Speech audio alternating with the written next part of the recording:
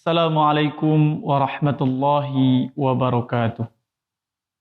Bismillah walhamdulillah wassalatu wassalamu ala rasulillah wa ala alihi wa sahbihi wa mawalah wa man tabi'a hudah amma ba'd. Qala Allah ta'ala qalu subhanaka la ilma lana illa ma 'allamtana innaka antal alimul hakim. Sadaqallahul azim. Saudaraku, sahabat Al-Quran yang dirahmati Allah dan semoga selalu dalam penjagaan Allah Subhanahu wa Ta'ala. Kembali lagi dalam video kali ini, kita akan mentahsin atau memperbaiki bacaan pada surah Al-Lahab, yakni surah ke-111 dari 114 surah di dalam Al-Quran, yang mana surah Al-Lahab menceritakan tentang kedurhakaan Abu Lahab dan istrinya yang kemudian Allah abadikan di dalam firman-Nya. Surah ini terdiri dari 5 ayat dan merupakan surah Makkiyah. Untuk itu, selamat menyimak dan jangan lupa membaca dan membuka Al-Qur'annya tepat pada surah Al-Lahab dan selamat menikmati. Baiklah, sebelum kita akan memperbaiki bacaan pada surah Al-Lahab, sebelumnya saya akan membacakan surah Al-Lahab dengan maqam nada sika. A'udzu billahi minasy syaithanir rajim.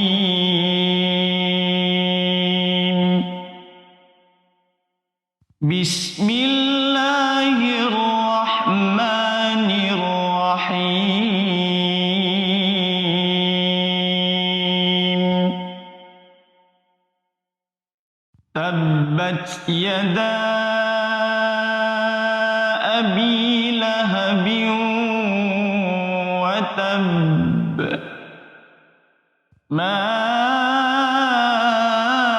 aghna anhu maluhu wa ma kasab. Sayasla naran dhata lahab. Wa imra'atuhu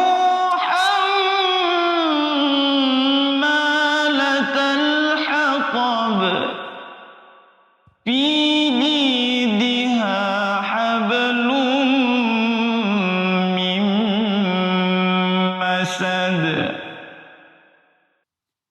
Baiklah, di mana surah Al-Lahab di ayat pertama tadi tabbat yada,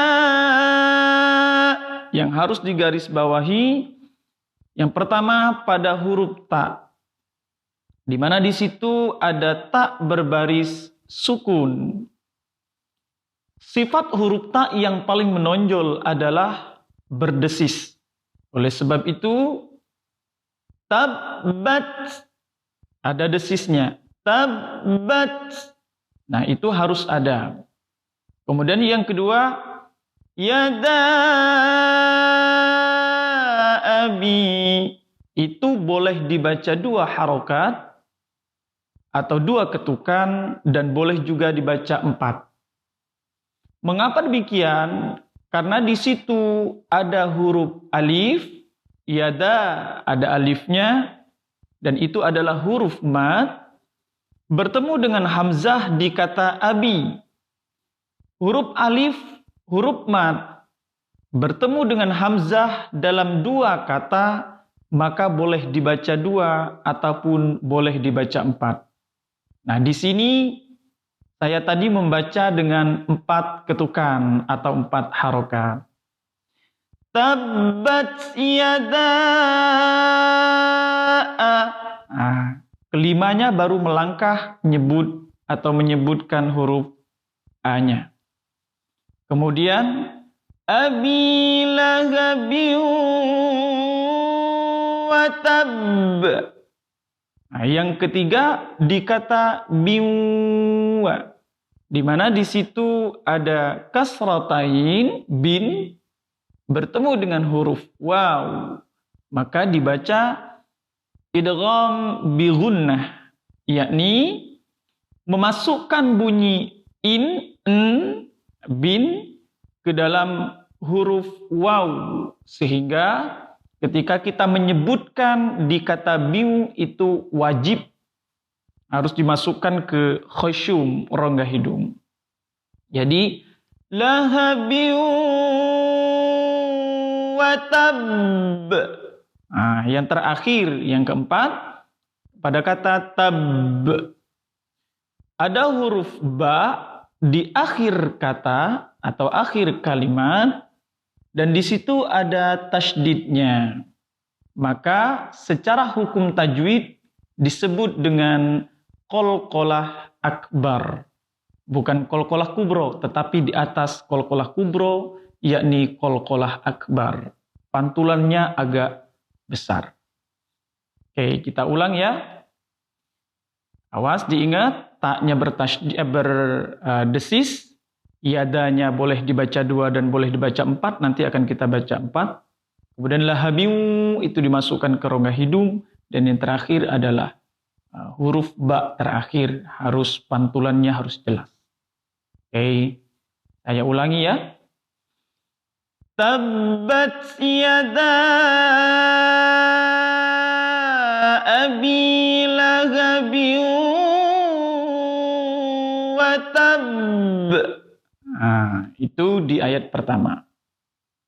Oke, next kita lanjut di ayat yang kedua. Di mana di situ ada beberapa catatan juga. Sebelumnya saya baca ma aghna anhu maluhu wa ma kasab. Pertama di huruf mim. Ma, bukan ma. Dibuka saja. Ma. Dibaca 4 harokat, boleh juga 2. Dengan alasan yang sama seperti di ayat pertama tadi, yakni ada huruf mad alif berhadapan dengan hamzah di kata auna dalam 2 kata.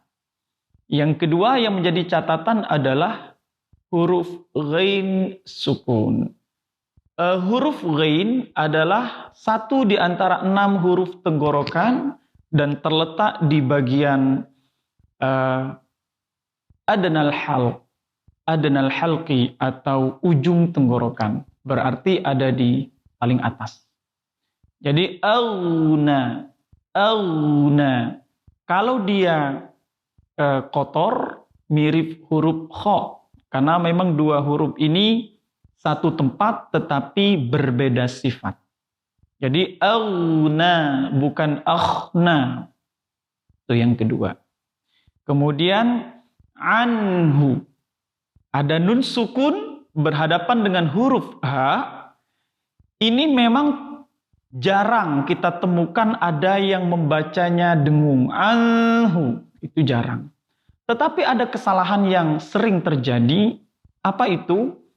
Yakni memantulkan bunyi huruf nun ketika mau beralih ke huruf H-nya. Dan di situ biasanya ada anak suaranya, sehingga itu tetap dikatakan salah. Contohnya, ini contoh yang salah ya. Anahu.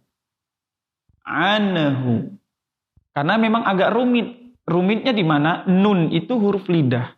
H itu huruf tenggorokan. Ketika mengalihkan dari lidah ke tenggorokan dan posisi lidah, otot lidahnya lemah, maka seringkali rawan itu memantul. Jadi cara bacanya bukan anhu, tapi anhu. Itu yang ketiga. Kemudian yang keempat adalah luhu. Itu dummah panjang atau dummah tegak. Itu rawan bunyinya terselewengkan, agak mirip-mirip o. Luhu. Yang benar luhu, dijaga Mura'atul harokat, dijaga harokatnya. Dan yang terakhir adalah pada kata kasab. Nah, ini baru qalqalah kubro. Mengapa berbeda dengan tadi? Karena tidak ada tasydid. Oke, untuk itu saya ulangi ya. Ma aghna anhu maluhu wa ma kasaba. Harus seimbang bunyi ba dengan suara awalnya. Kalau dia mengecil, berarti itu belum tepat. Yang ketiga, kita lanjutkan. Sayasla naran dzata lahab. Ada shad sukun. Sayasla. Sa. Huruf sa itu berdesis, tebal, terangkat. Karena dia isti'la. Sa. Sa si su bas. Susan sani sasna minal musni masisan sani sa. Usad. La naran la. La na. Jangan la na. Radha. Fathatain bertemu huruf zal. Dengung. Naran dzata lahab. Sama ujungnya ba. Sama dengan tadi. Kadar kekuatan bunyinya itu tidak boleh mengecil dan tidak boleh juga membesar. Dia harus seimbang. Terkadang memang agak butuh latihan ekstra untuk membiasakan qalqalah atau pantulan-pantulan di huruf qalqalah itu. Oke, itu ya. Saya ulangi. Sayasla naran dzata lahab. Oke, itu. Yang keempat, di ayat keempat.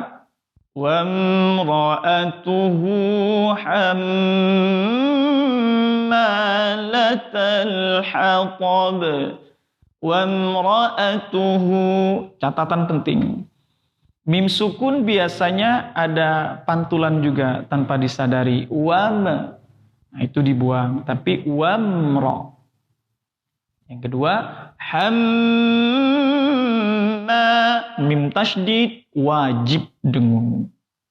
Nah, ditahan, dengung di situ. Yang terakhir di kata hatab juga qalqalah sama dengan di ayat-ayat sebelumnya. Oke, saya ulangi. Wamra'atuhu hammalatal hatab.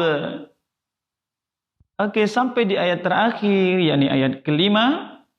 Nah, ini juga memerlukan konsentrasi yang bagus, terutama dalam menjaga bunyi harokatnya. Fi jidha, fi jidha. 3 ya. Fi jidha. Kasrah, pecah. Fi jidha. Hablun. Qalqalah lagi. Nah, qalqalah di tengah huruf ba sukun itu tidak boleh putus. Jangan sampai kita membacanya putus. Hablun. Tapi mengalir saja. Hablum. Lum. Dengung. Mim. Dengung yang sama ukurannya. Masad. Qalqalah lagi. Oke. Kita mulai ya. Fi jidha hablum mim masad. Nah, itu catatan-catatan perbaikan yang mungkin bisa kita catat atau bisa kita garis bawahi. Nah, bagi teman-teman yang sudah punya Al-Quran warna, tajwid warna itu tinggal mempelajari, tinggal mengamalkan, tinggal membiasakan. Karena memang betapa banyak orang yang paham dengan teori tajwidnya, tetapi ketika sudah masuk ke ranah aplikatif atau praktisnya, dia sudah melenceng dari pemahaman konsep yang dia pahami. Oke, seperti itu. Untuk lebih jelasnya, mari kita ulangi surah Al-Lahab dengan nada sika. A'udzu billahi minasy syaithanir rajim. Bismillahirrahmanirrahim. Tabbat yada abi lahabin wa tabb. Ma